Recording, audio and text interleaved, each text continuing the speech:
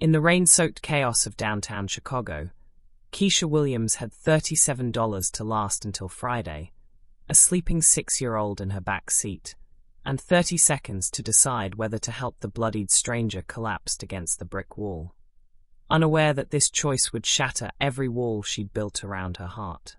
The alarm screamed at 4:47 a.m., 3 minutes before Keisha Williams needed it to. Her calloused fingers found the clock in the darkness of her studio apartment, muscle memory guiding her past the sleeping form of her 6-year-old daughter, Zoe, curled beneath a patchwork quilt that had seen better decades. "Mama's gotta go to work, baby," she whispered, pressing her lips to Zoe's forehead. The child stirred but didn't wake, a blessing Keisha counted every morning. 3 jobs meant 3 different uniforms hanging on the back of their shared closet door. Diner waitress blues, office cleaning grays, and weekend grocery store reds. Today started with blues. The October wind cut through her worn jacket as she stepped onto the sidewalk, her breath forming small clouds that disappeared into the pre-dawn darkness. Chicago's downtown district was already humming with the invisible machinery of ambition. Delivery trucks rumbling past gleaming towers, early commuters clutching coffee like lifelines, the city's heartbeat pulsing beneath her feet. Keisha had learned to move through this world like a ghost, invisible to the suits who brushed past her on Michigan Avenue, transparent to the women whose designer heels clicked past her mop bucket in corporate lobbies. She'd built her life in the spaces between their notice, serving coffee to hands that never looked up, cleaning offices after hours when the important people had gone home to their important lives. Her phone buzzed. A text from Mrs. Rodriguez next door. "Zoe's fine. Left early for market. Back by 3. Keisha smiled despite her exhaustion. Carmen Rodriguez had become more than a neighbor. She was family by choice, the grandmother Zoe never had, the friend who asked no questions when Keisha showed up at her door with a black eye and a suitcase 4 years ago. The memory of Marcus still lived in her shoulders sometimes, the way they'd hunch when unexpected footsteps approached from behind. But Zoe had never seen her flinch, never heard her cry herself to sleep.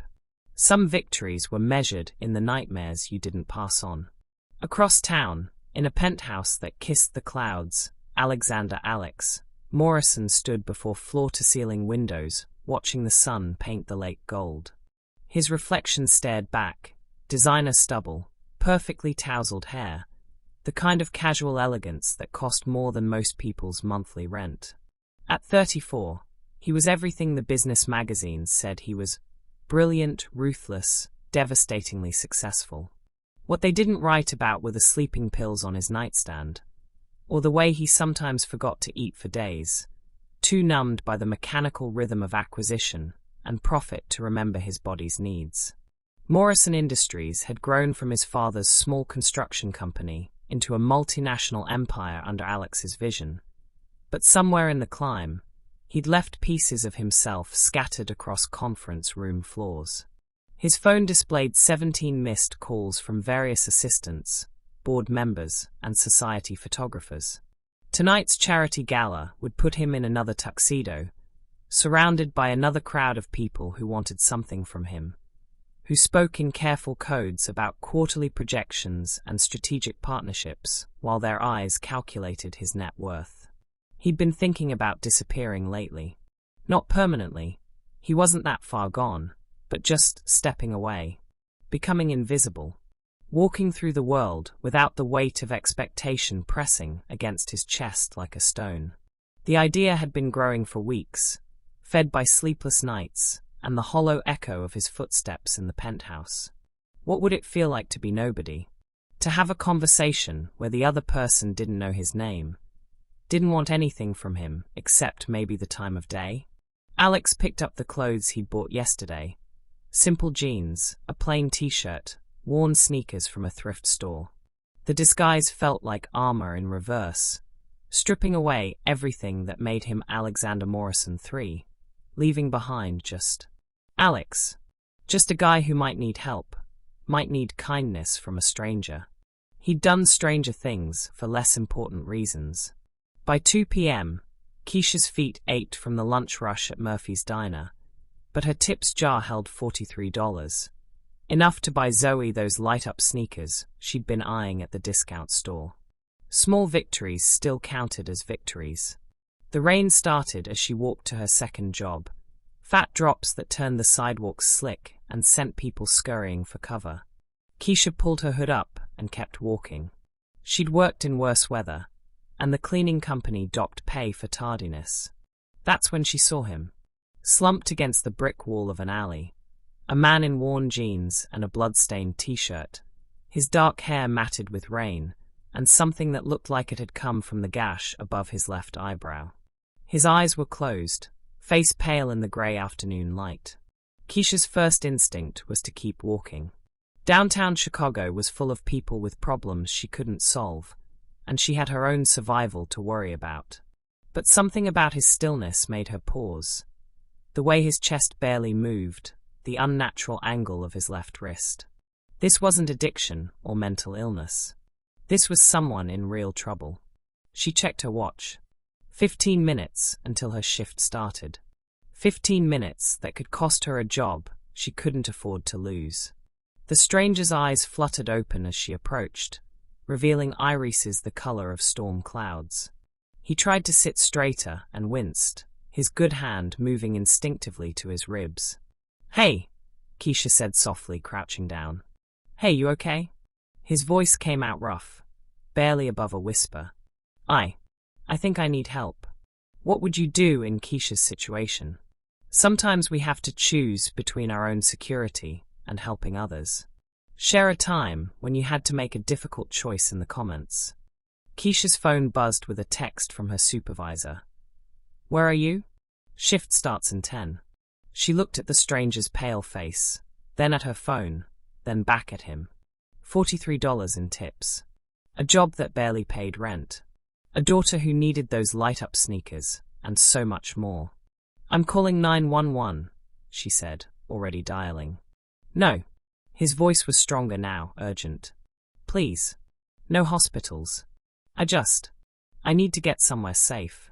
Something in his tone made her pause. Fear, but not the kind that came from physical pain. This was deeper, more complex. Like he was running from something that couldn't be healed with stitches and bandages.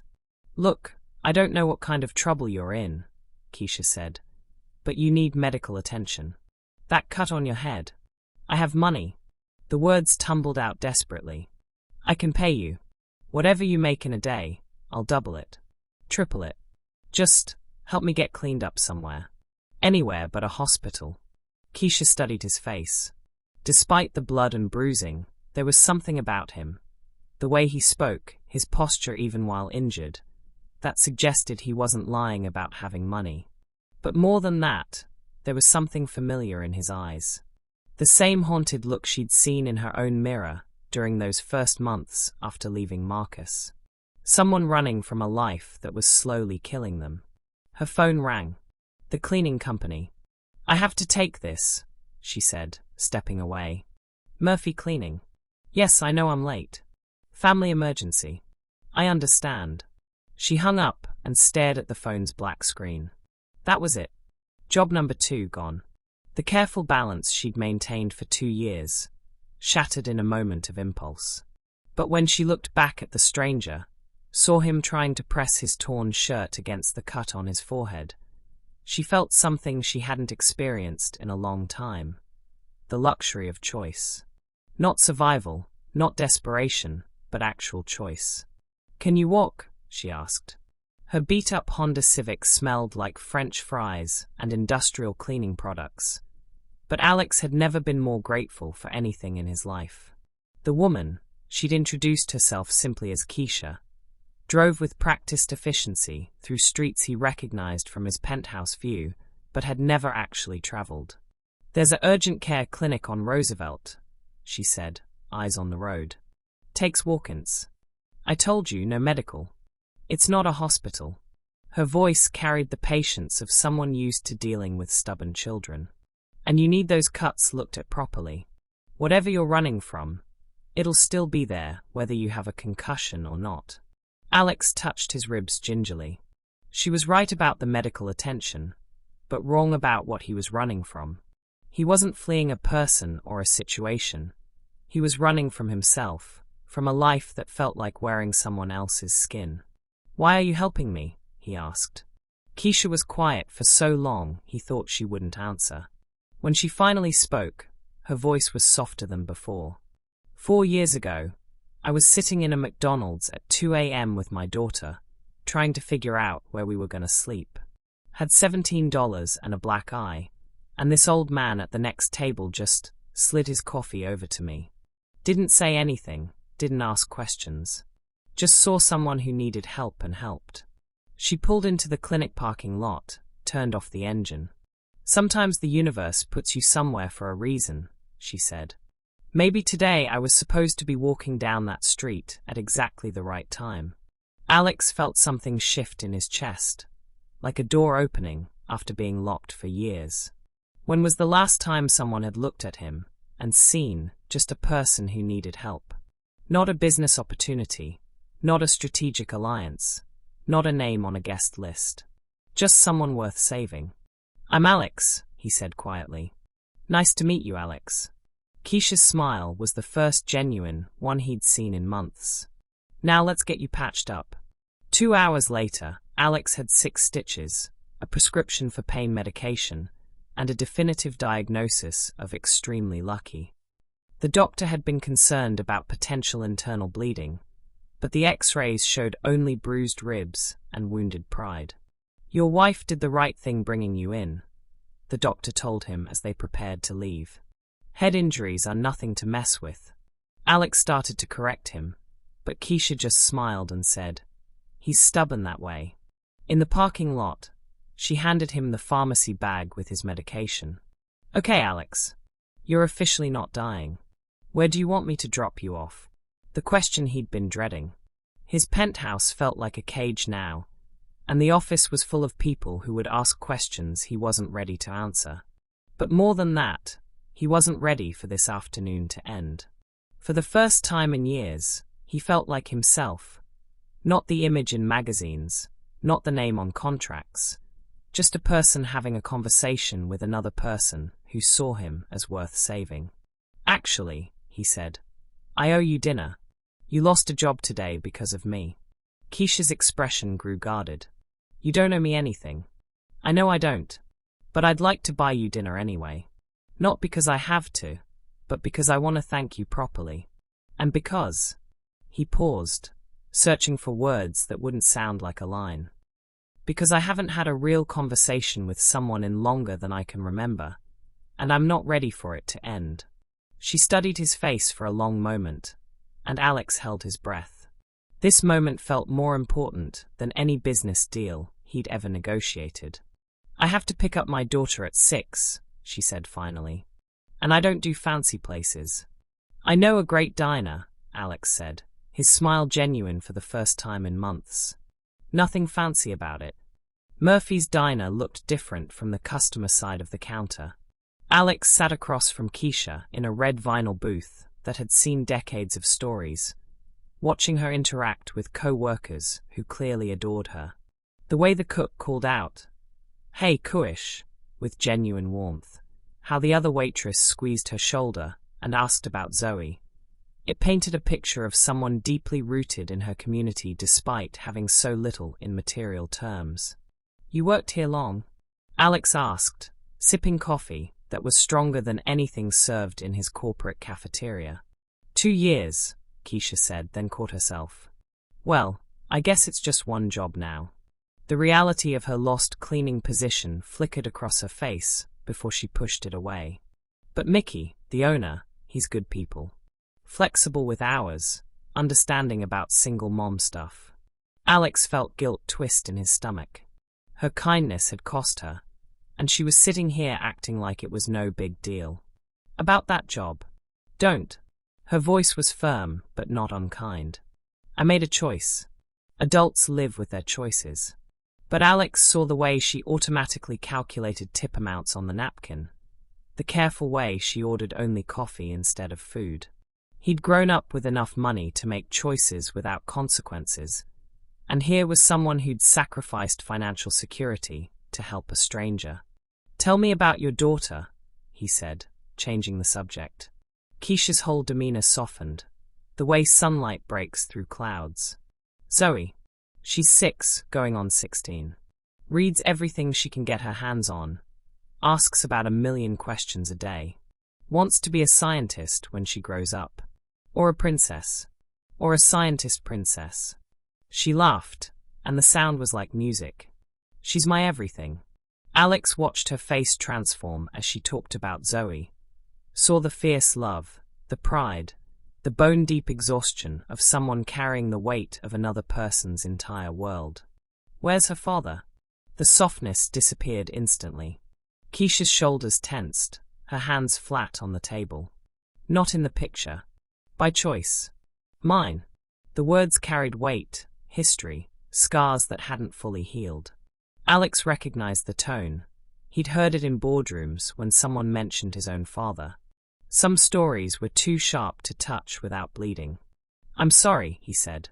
"I didn't mean to pry." "It's okay." But she was already glancing at her watch, the easy intimacy of moments before replaced by polite distance. "I should probably get going soon. Need to pick up Zoe." That's when Alex saw him. Marcus Rivera, one of Morrison Industries' vice presidents, walking through the diner's front door with 2 other executives Alex recognized. They were probably coming from the site inspection downtown, grabbing dinner before heading back to the office for another late night of quarterly projections. Alex's blood turned to ice. If Marcus saw him here, looking like he'd been in a fight, sitting across from a woman who clearly wasn't from their social circle, the questions would be endless. Worse, the assumptions. By tomorrow morning, every gossip blog in Chicago would have theories about Alexander Morrison's mysterious new girlfriend and what this meant for his carefully maintained public image.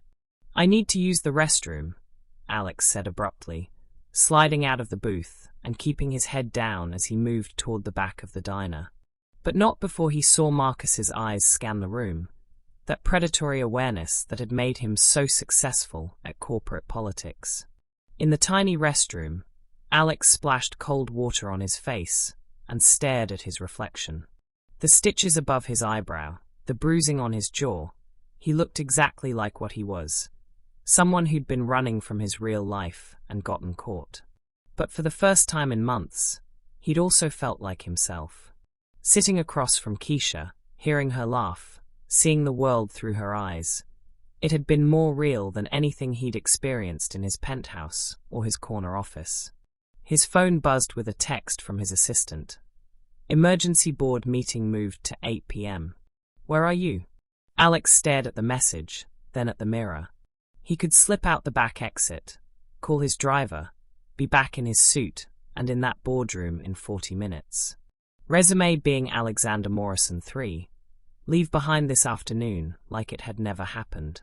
Or he could walk back out there, sit across from Keisha, and deal with whatever came next. When he returned to the booth, Marcus and his colleagues had been seated across the restaurant, but Alex could feel eyes on him. Keisha was texting someone, probably arranging pickup for Zoe. "Everything okay?" she asked, looking up. "Yeah," Alex said, sliding back into the booth. "Just work stuff." But Keisha's eyes were sharp, and she'd noticed the change in his posture, the way he kept glancing toward the other table. "You sure? You look like you've seen a ghost." Before Alex could answer, Marcus appeared beside their table, corporate smile in place, eyes calculating. "Alex Morrison," Marcus said, extending his hand. "Funny seeing you here. I thought you had meetings all afternoon." The words hung in the air like a challenge. Alex felt the moment crystallize around him, past and present colliding, the careful compartments of his life cracking open. Keisha's face went very still. Her eyes moved from Marcus to Alex, and Alex saw the exact moment she connected the dots. Alexander Morrison. Not just Alex with money. Alexander Morrison, whose face had been on the cover of Chicago Business Weekly 3 months ago. Alexander Morrison, whose company owned half the buildings downtown, whose personal net worth was literally gugible. "Keisha," Alex said quietly, "I can explain." But she was already standing, gathering her purse, her movements sharp with betrayal. "No need," she said, her voice carefully controlled. "I understand completely now." She walked out of the diner without looking back, leaving Alex sitting across from Marcus's knowing smile and the wreckage of the most honest afternoon he'd had in years. Keisha's hands shook as she started her car, Marcus Rivera's words echoing in her mind. Alex Morrison. Not just Alex, Alexander Morrison III, heir to Morrison Industries, the man whose company owned the building where she'd just lost her cleaning job. The irony was bitter enough to choke on. She'd spent the afternoon feeling sorry for him, worried about him, throwing away her financial security to help someone who probably spent more on lunch than she made in a week. And he'd sat there, letting her pay for his coffee, listening to her talk about struggling to make rent, like it was all some kind of social experiment. Her phone rang as she sat in the parking lot. "Alex." She declined the call. It rang again, and again. On the fourth call, she answered. "What?" "Please," his voice was strained. "Let me explain." "Explain what?" "That you've been lying to me all day? That you let me buy you coffee while you're worth more than I'll see in 10 lifetimes? That I lost a job today to help someone who could buy the entire cleaning company without checking his bank balance? It wasn't like that." "Then what was it like, Alex?" The name felt different in her mouth now, sharp and bitter. "Were you bored? Slumming it? Seeing how the other half lives?" "No." His voice was quiet but firm. "I was trying to figure out how to live at all."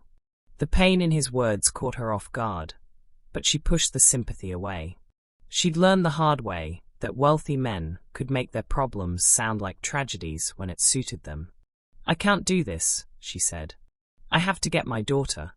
She hung up and drove toward Mrs. Rodriguez's house, trying to calculate how long her savings would last without the cleaning job. 6 weeks, maybe 8 if she was careful. Enough time to find something else, but the good jobs, the ones that worked around Zoe's school schedule, were rare. Alex sat in his penthouse 20 floors above the city, staring at his phone. 3 more calls to Keisha, all declined. 2 texts unread.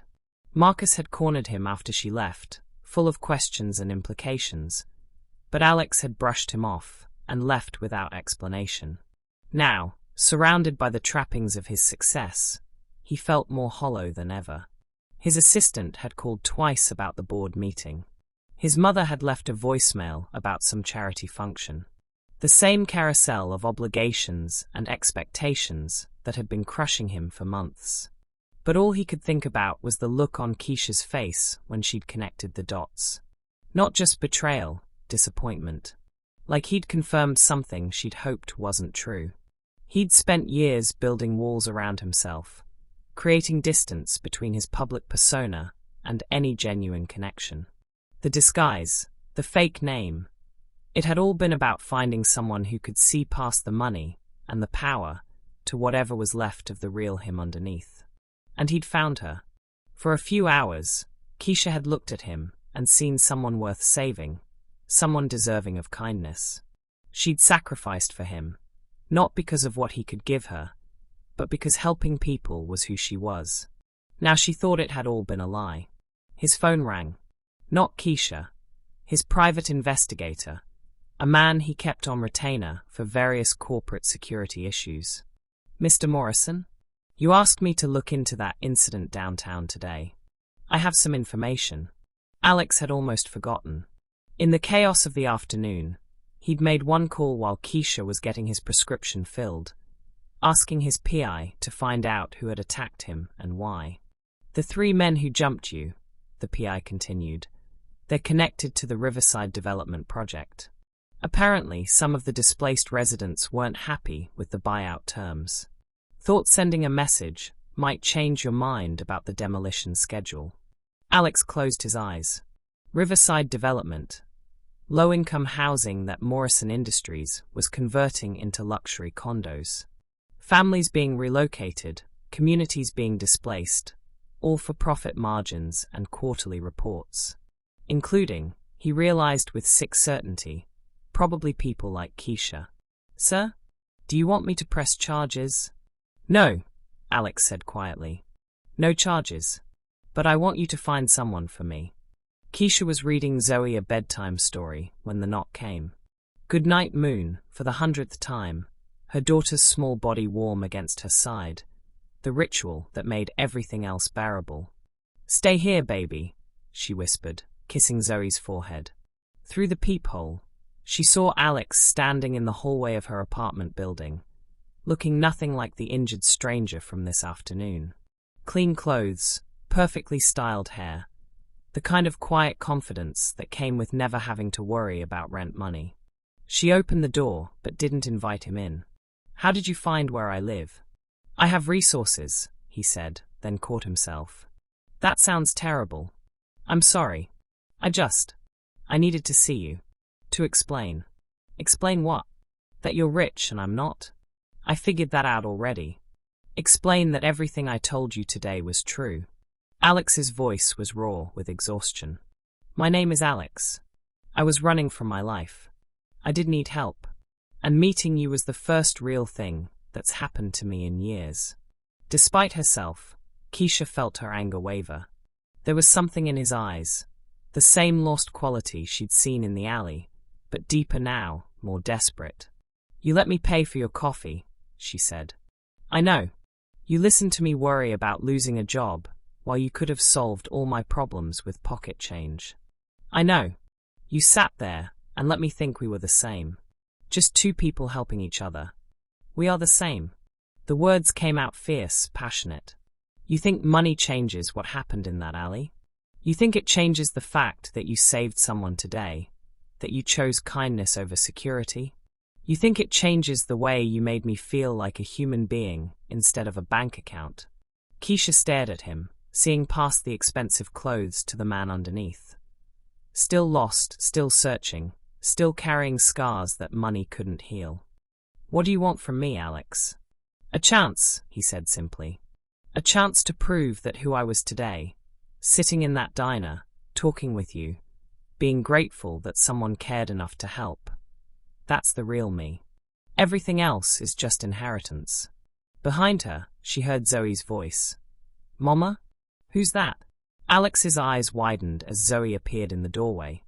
6 years old and curious, wearing dinosaur pajamas and clutching a worn stuffed rabbit. "This is Alex," Keisha said carefully. "Alex, this is my daughter, Zoe." "Hi," Zoe said with the fearless friendliness of children. "Are you the man Mama helped today?" Alex knelt down to her level, his expression softening completely. "I am. Your Mama is a hero. Did you know that?" Zoe giggled. "Mama's not a hero. She just makes really good pancakes." "Heroes can make good pancakes too," Alex said seriously, and Zoe nodded like this made perfect sense. Watching them together, this powerful man treating her daughter with gentle respect, Zoe responding with her natural trust. Keisha felt something crack open in her chest. The walls she'd built around her heart, the careful distance she maintained from anyone who might have the power to hurt them. "Zoe, back to bed," she said softly. "We'll finish the story in a minute." When her daughter disappeared down the hall, Keisha looked back at Alex, still kneeling where Zoe had left him. "I can't have my heart broken again," she said quietly. "And I won't let hers be broken at all." Alex stood slowly, his eyes never leaving her face. "Then don't let me break it," he said. "Let me prove that some things are worth more than money. Let me prove that what happened today was real. Sometimes the hardest thing to believe is that someone can see our true worth." Have you ever struggled to trust someone's intentions? Share your thoughts on taking chances in love below. 3 months later, Keisha stood in the kitchen of Alex's penthouse, making pancakes while Zoe sat at the marble island doing homework and chattering about her new school's science fair project. The morning light streaming through the floor-to-ceiling windows caught the engagement ring on Keisha's left hand. Simple, elegant, chosen together from a small jewelry store downtown rather than some exclusive boutique.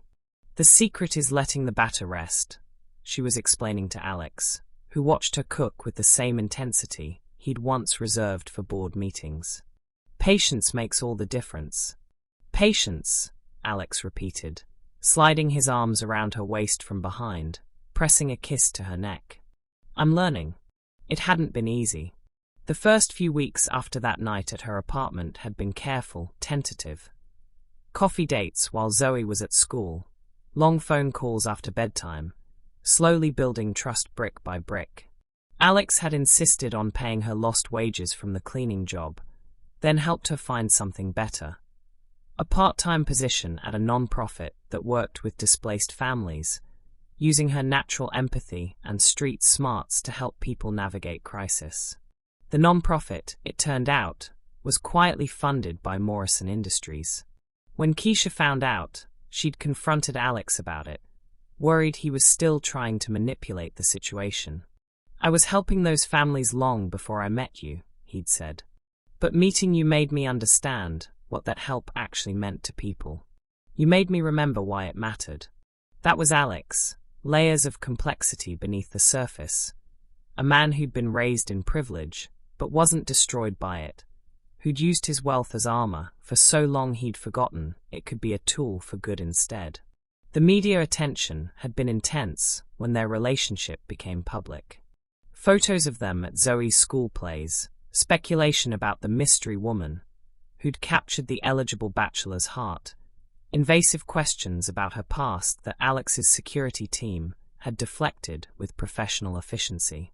But through it all, the core remained solid. Two people who'd found each other at exactly the right moment, when both needed saving. Mama, Alex, look.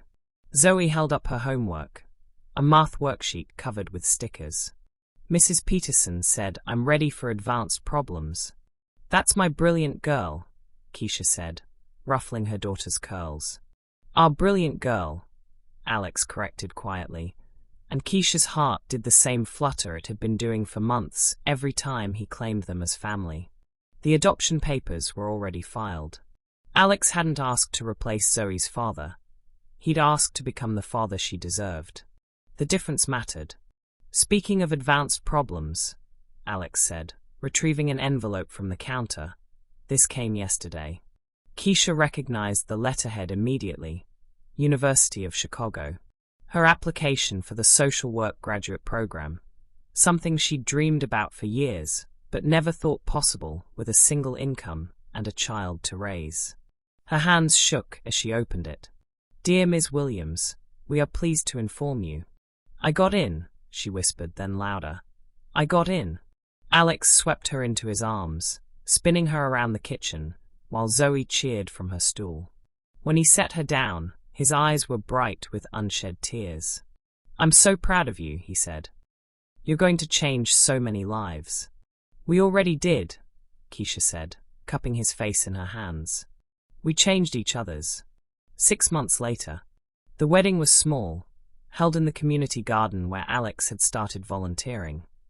The same place where Keisha brought families from the non-profit to help them feel rooted in their new neighborhoods.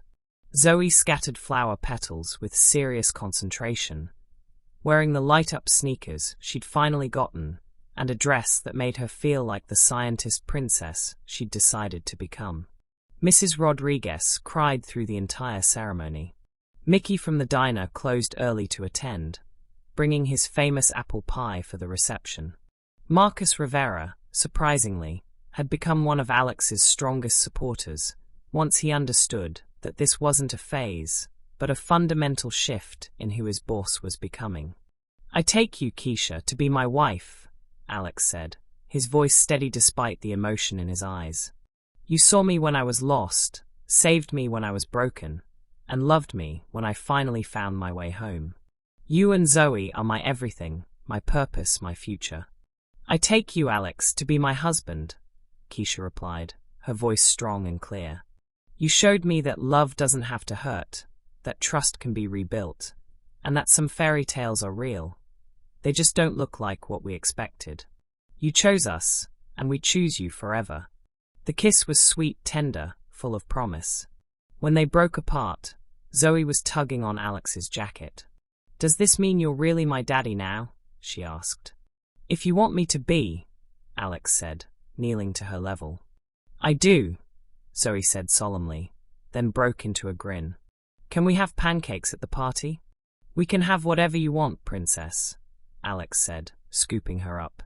As the sun set over Chicago, painting the sky in shades of gold and rose, the Morrison family, all three of them, danced to music from a small speaker, surrounded by the people who'd become their chosen community.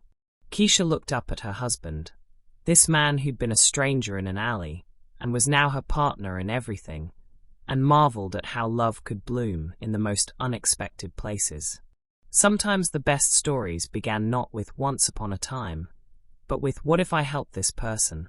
Sometimes the most beautiful endings started with the simplest choice, to be kind. And sometimes, if you were very lucky, that kindness came back to you multiplied, wrapped in love, sealed with forever. Alex spun her around the garden, Zoe giggling in his other arm, and Keisha closed her eyes, holding on to this moment.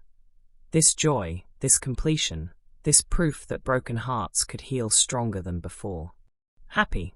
Alex whispered against her ear. "Completely," she whispered back. And for the first time in both their lives, that was absolutely true. Dr. Keisha Morrison stood before the Chicago City Council, presenting her proposal for expanded family services in underserved communities. In the audience, Alex held 8-year-old Zoe on his lap while their 2-year-old son, Michael, napped in his stroller. The Morrison Foundation had become one of the city's most effective advocates for families in crisis, funding everything from emergency housing to educational programs to job training. But today's proposal was Keisha's vision, a comprehensive support system that would ensure no single parent ever had to choose between helping someone and keeping their job. "Sometimes," she told the council, "the most important thing we can do is create space for people to be kind. When we remove the fear of consequence from compassion, we see the best of humanity." As the council voted unanimously to approve the funding, Alex caught her eye and mouthed, "I love you." Later that evening, as they tucked their children into bed in their new house, smaller than the penthouse, bigger than the studio apartment, exactly right for their family, Zoe looked up at them with serious eyes. "Mama, will you tell me again about how you and Daddy met?" Keisha settled beside her daughter's bed, Alex joining them, Michael already asleep in the crib nearby. "Well," she began, "once upon a time, there was a woman who had to make a choice about helping a stranger." And as she told the story, their story, Alex took her hand, and they both marveled again at how a single moment of courage had transformed not just their lives, but the lives of everyone they touched. Outside their window, Chicago sparkled with possibility, full of people who needed help and people ready to give it, full of love stories waiting to begin with the simple words, "Are you okay?" Thank you for joining us on Keisha and Alex's incredible journey. Love truly can conquer all when we open our hearts to unexpected possibilities. Have you ever experienced a moment that completely changed your life's direction?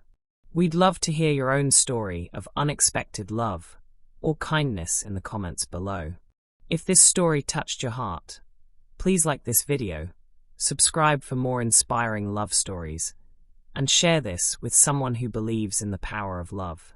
Your support helps us continue bringing you stories that remind us all that hope, kindness, and true love still exist in this world. What story should we tell next? Let us know in the comments. And remember, sometimes the most beautiful chapters of our lives begin when we choose to help a stranger. Until next time, keep believing in love. Red Heart.